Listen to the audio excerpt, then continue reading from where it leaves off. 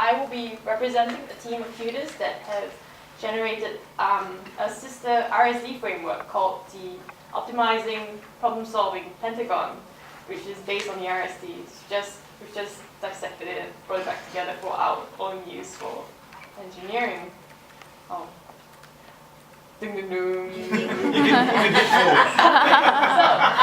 Background.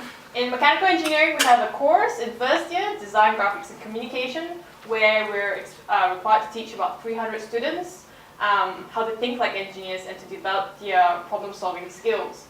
And that's a bit tricky because it's not something concrete, like a formula or data that we're teaching them, but it's something abstract. So we were tasked, the tutor team were tasked to implement the RSD framework as a teaching and learning tool.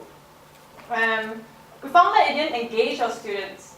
So we came together and we basically tried to figure out why it didn't engage the students, and also brought together the recurring issues that we face as a tutor team with the skills that we're trying to pass on to the students, what kind of issues that were recurring year after year.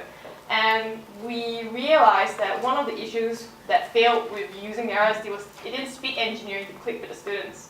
So what we did was broke down the RSD to facets that we wanted or that we found that would be effective for our students, linked back to the skills that we want to impart to the students, the teaching outcomes, for example, and also engineering methods. So that's an engineering bits where we bring in engineering languages and lingo to entice the students, for example.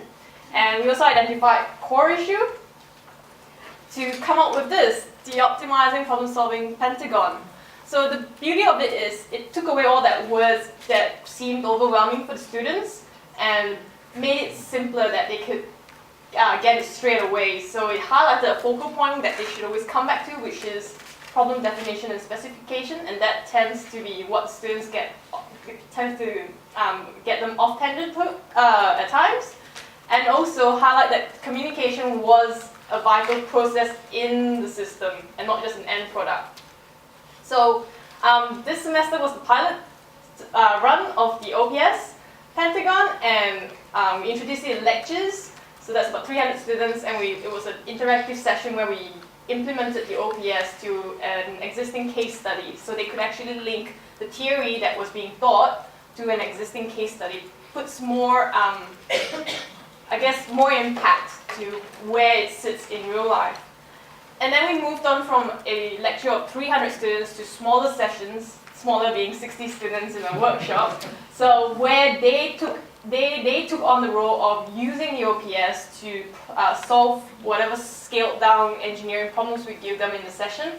And this session lasted 3 hours, so they work in teams using the OPS as a guide, as a framework where they base along and come along to solve their problems at the particular task. So aside from being a hands-on engineering bit, we found that students were able to make connections and transfer that skill that they learned using the OPS to a more literary abilities one, where they broke down how to write expositional writing, how to summarize journal papers. So we found that the OPS wasn't specifically just engineering problems that they could use for. It was quite versatile.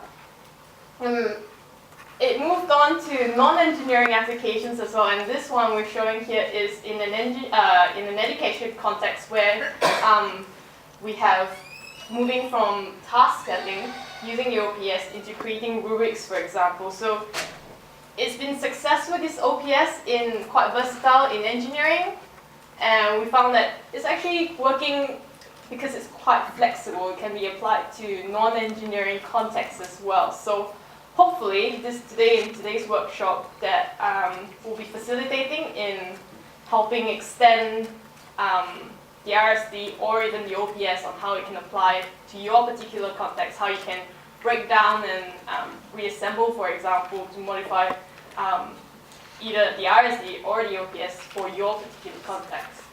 So yes, thank you.